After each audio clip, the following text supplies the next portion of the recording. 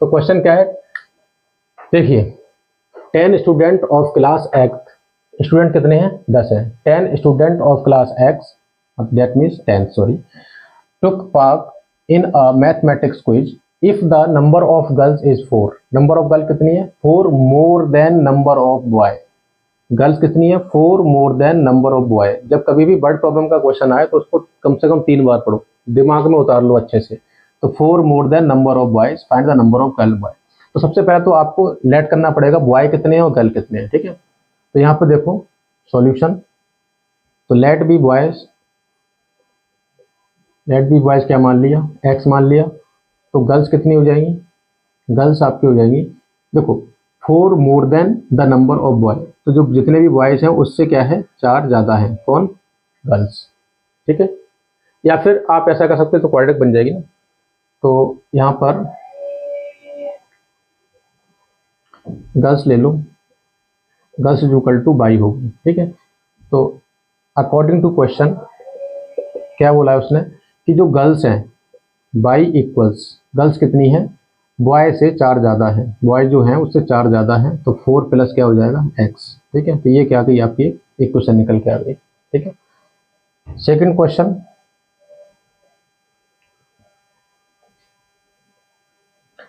Second है इसमें, इस क्वेश्चन को देखो, क्या बहुत आसान क्वेश्चन है। 5 pencil and 7 pens together cost कितना 50 है, 5 पेंसिल ली आपने और 7 पेन खरीदे, उसको कितने दिए 50 रुपये। वेयर है 7 pencil and 5 pens together cost ₹46, find the cost of 1 pen and 1 pencil. So solution देखो इसका, तो हम भाई लेट करेंगे पहले, let be cost of 1 pen हमने क्या मान लिया ₹x, ठीक है, और कॉस्ट ऑफ 1 पेंसिल इसका हमने क्या मान लिया ₹2, ठीक है। तो फर्स्ट केस क्या है इसका, 5 pencil and 7 pen together cost 50। अब देखो एक पेन की जो कॉस्ट है कितनी है x रुपीज़ है, और 5 पेंसिल आपने ली तो कितने की आपको पड़ी भाई, एक पेंसिल पेन की कॉस्ट x रुपीज़ है, 5 पेंसिल आपने लिए तो कितने हुई 5 × x। अरे भाई एक पेन अगर अब 2 रुपये का है और आपने 4 पेन लिए तो कितने हुए 8 रुपीज़ देने पड़ेंगे दुकानदार को। तो यहाँ पर 5 पेंसिल हैं और ये क्या है इसकी कॉस्ट है, तो जितने नंबर हैं और कॉस्ट है उससे क्या कर दो मल्टीप्लाई कर दो। तो यहाँ पर क्या हो जाएगा फर्स्ट केस में 5x प्लस, अब उसने 7 पेन 5 पेंसिल थी, अच्छा मैंने उल्टा लिख दिया, पेंसिल को बाई माना है, ठीक है ठीक कोई नहीं।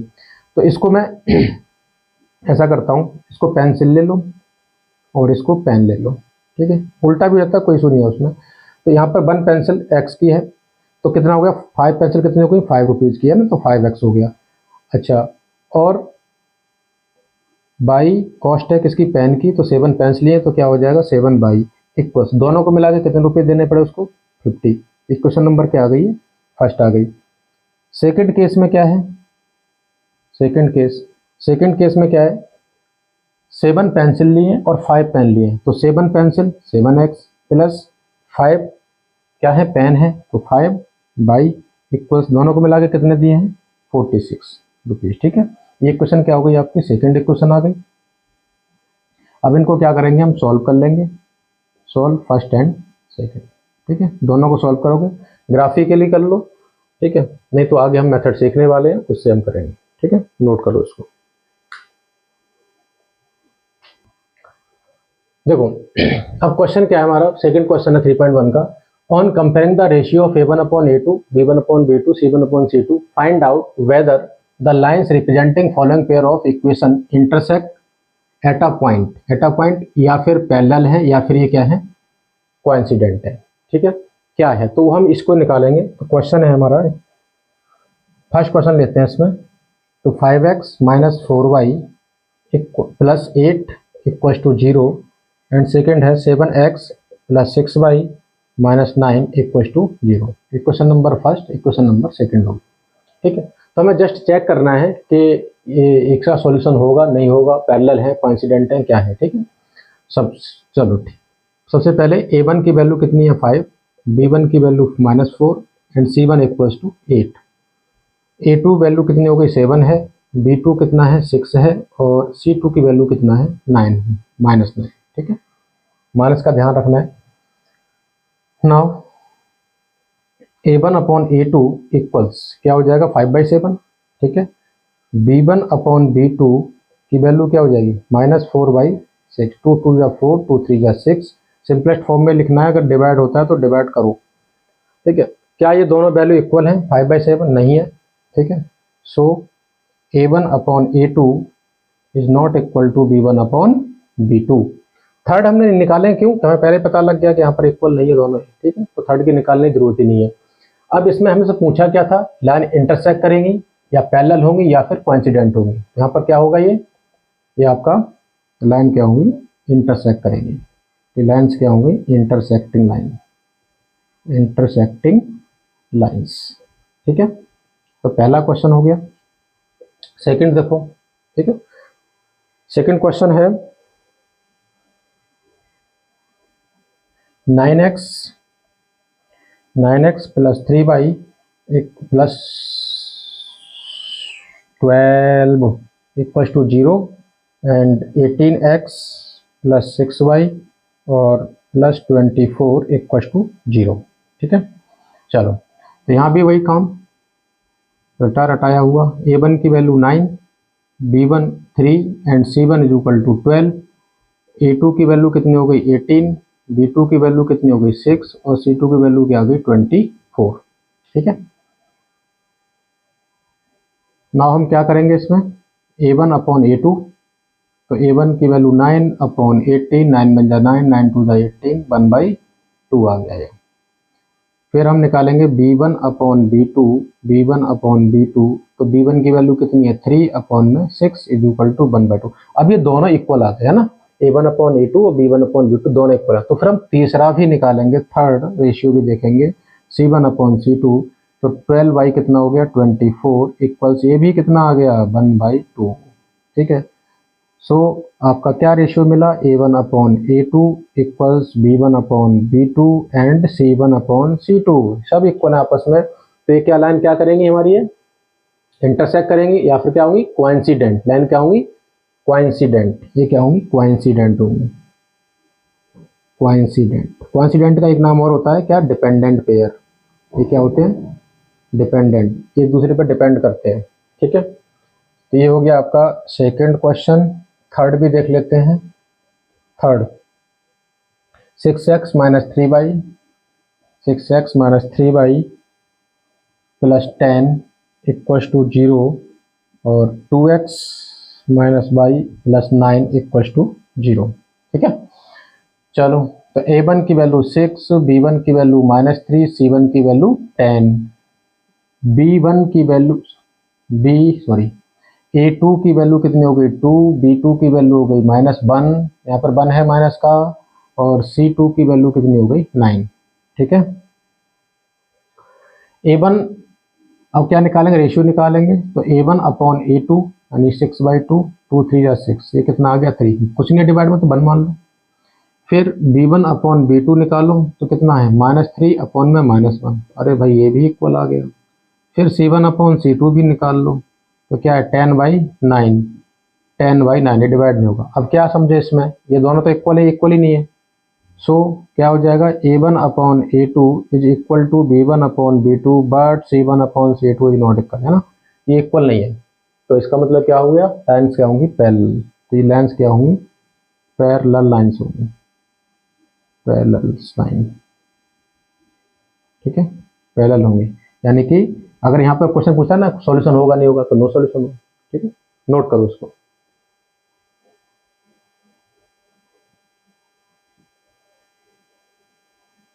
देखो सेकंड क्वेश्चन का, ये सेकंड नहीं थर्ड क्वेश्चन हो गया। थर्ड क्वेश्चन का फर्स्ट पार्ट है, on comparing the following ratio A1 upon A2, B1 upon B2, C1 upon C2, find out whether the following pair of linear equation are consistent या फिर ये inconsistent होंगी, consistent होगी या फिर inconsistent, इसको चेक करना है हमें। ठीक है, मैं आपको पहले ही तीनों चीज़ें बता चुका हूँ। ठीक है, हर केस के लिए 3 पार्ट हो जाते हैं उसमें, तो इसने दूसरा पूछ लिया। तो यहाँ पर वही करना वही है, A1 की वैल्यू 3, B1 की वैल्यू कितनी हो गई 2 और C1 की वैल्यू क्या हो गई 5। इस तरह से A2, हाँ अब देखो थोड़ी गलती हो गई ना, क्योंकि सबसे पहले आपको रेशियो निकालने के लिए स्टैंडर्ड फॉर्म में लिखना पड़ेगा इक्वेशन को। नाउ स्टैंडर्ड फॉर्म में लिखो, right equation in standard form. पहले स्टैंडर्ड फॉर्म में लिखो इसको, तो 3x plus 2y minus 5 is equal to 0 and 2x minus 3y is equal to 7, sorry minus 7 is equal to 0। अब करो, सो a1 की वैल्यू कितनी हो गई 3, b1 की वैल्यू 2, c1 की वैल्यू क्या हो गई -5, फिर a2 वैल्यू कितनी हो गई आपकी 2 और b2 की वैल्यू हो गई -3 और c2 की वैल्यू हो गई -7। ठीक है, तो रेशियो निकालो इसका, a1 अपॉन a2 की वैल्यू क्या हो जाएगी 3/2। ठीक है, b1 अपॉन b2 निकाल लो, b1 अपॉन b2, तो b1 की वैल्यू क्या है 2 अपॉन -3। भैया ये दोनों इक्वल नहीं है ना, सो क्या लिखोगे a1 upon a2 is not equal to b1 upon b2। तो ये लाइन क्या हो जाएगी कंसिस्टेंट, लाइन क्या होंगी कंसिस्टेंट। ठीक है, पेपर में जब भी कभी क्वेश्चन आए तो पूछो तो पूरा लिखना उसको। ठीक है, लाइंस आर कंसिस्टेंट। इसका पहला पार्ट हो गया, सेकंड पार्ट देखते हैं। सेकंड पार्ट में क्वेश्चन है 2x minus 3y, 2x minus 3y is equal to 8 and 4x minus 3y 4x minus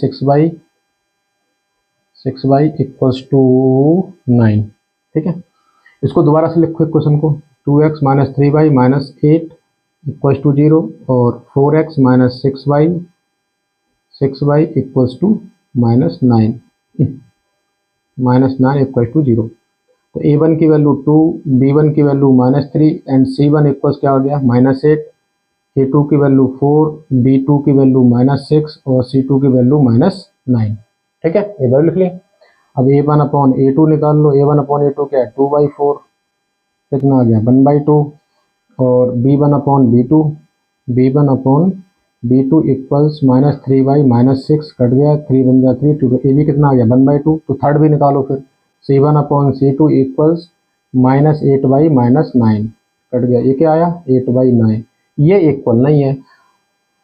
तो कंडीशन क्या आई हमारी a1 upon a2 is equal to b1 upon b2 but c1 upon c2 equal नहीं है। तो line क्या हो जाएगी आपकी इनकंसिस्टेंट, क्या हो जाएंगी इनकंसिस्टेंट, लाइन क्या होंगी इनकंसिस्टेंट।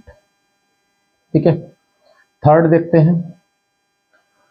थर्ड है 3/2x इंपॉर्टेंट क्वेश्चन है, प्लस 5/3y इक्वल्स टू 7 और फिर है 9x minus 10y equals to 14। ठीक है,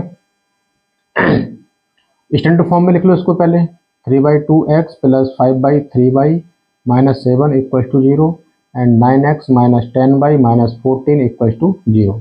ठीक है, तो a1 की वैल्यू क्या आ गई 3/2 एंड b1 की वैल्यू 5/3, c1 की वैल्यू -7, इसी तरह से a2 की वैल्यू 9, b2 की वैल्यू -10 और c2 की वैल्यू -14। ठीक है, सो a1 अपॉन a2 क्या हो जाएगा 3/2/9। अब यहाँ ध्यान रखना है, इसमें गलती हो जाती है कभी कभी, तो करना क्या है 3 के अपॉन में 2 था, 9 के अपॉन में कुछ नहीं, तो यहाँ 1 मान लो। ठीक है, सॉल्व कैसे करते हैं, मिडिल टर्म की मल्टीप्लाई और एक्सट्रीम टर्म की, मतलब ऊपर नीचे की मल्टीप्लाई और बीच बीच की मल्टीप्लाई कर लो। तो क्या आ गया, ऊपर नीचे की मल्टीप्लाई करोगे तो 3 × 1 अपॉन बीच बीच की मल्टीप्लाई करोगे 2 × 9। ठीक है, तो कितना आ गया ये 3/, अब फिर कट कर लो उसको, 3 बन जा 3, 3 3 जा 9, तो आंसर कितना आया आपका 1 अपॉन में 6। इसी तरह से a2 b2 b1 upon b2 ये निकाल लो, तो b1 की वैल्यू है 5/3 और अपॉन यहाँ पर कितना है माइनस का 10। ठीक है, इसमें माइनस नहीं था कहीं,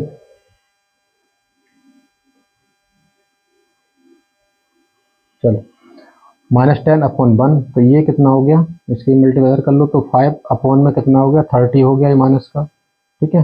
5 बन गया 5, 5 ये कितना आया -6। क्या ये दोनों इक्वल हैं? मैग्नीट्यूड तो इक्वल है लेकिन साइन अपोजिट है, तो इसका मतलब क्या हुआ, A1/A2 is not equal to B1/B2। तो क्या हो जाएंगे, सॉरी कंसिस्टेंट।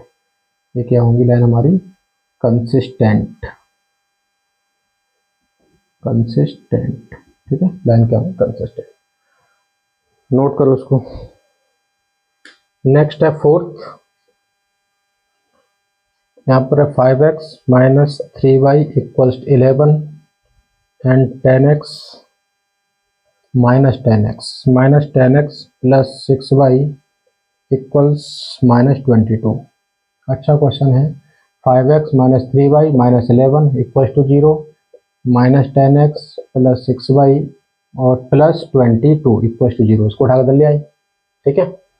तो A1 की वैल्यू 5, B1 की value -3 and C1 is equal to -11, A2 की वैल्यू -10, B2 की वैल्यू कितनी हो गई 6 और C2 की वैल्यू 22, ठीक है। नाउ हम क्या निकालेंगे, इनका रेशियो निकालेंगे। तो A1/A2 कितना हो गया, 5/-10, 5 बन जा 5, 5 2 जा 10, 1/2 माइनस। इसी तरह से B1/B2 निकाल लो, B1/B2 -3/6, 3 बन जा 3, 2, ये भी क्या आ गया -1/2। तो हमें तीसरा भी निकालना पड़ेगा, C1/C2। C1 कितना है -11, C2 कितना है 22, अरे ये भी कट गया, तो क्या आ गया -1/2। तो कंडीशन क्या है हमारी, सो A1/A2 equals B1/B2 equals C1/C2। तो क्या होगी, ये देखो जो क्वांसिडेंट एक एक एक किसके किसके केस में था, क्वांसिडेंट के केस में था। तो क्वांसिडेंट क्या होती है, कंसिस्टेंट ही होती है। तो इसको क्या लिखोगे, कंसिस्टेंट, ठीक है। इसका लास्ट क्वेश्चन है fifth, 4/3x plus 2y equal to 8 and 2x plus 3y equal to 12। वही काम, plus 2y minus 8 equal to 0 और 2x plus 3y minus 12 equal to 0। तो A1 की वैल्यू क्या आ गई, 4/3, B1 की वैल्यू 2 और C1 की वैल्यू क्या हो गई -8 एंड A2 की वैल्यू 2 और B2 की वैल्यू 3, C2 की वैल्यू कितनी हो गई -12, ठीक है।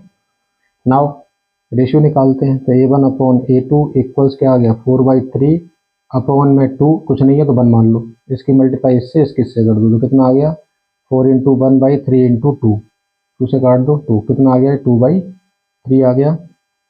फिर B1/B2 निकाल लो, B1/B2 क्या है 2/3, सेम ही हो गया। तो C1/C2 भी निकालो फिर, तो -8/-12, माइनस से माइनस कट गया और 4 2 जा 8, 4 3 जा 12, ये भी कितना आ गया 2/3, सेम ही आ रहा है। तो इसका मतलब क्या हुआ, therefore A1/A2 equals B1/B2 equals C1/C2। सो लाइन्स क्या होंगी, कंसिस्टेंट, कंसिस्टेंट, ठीक है। नोट करो।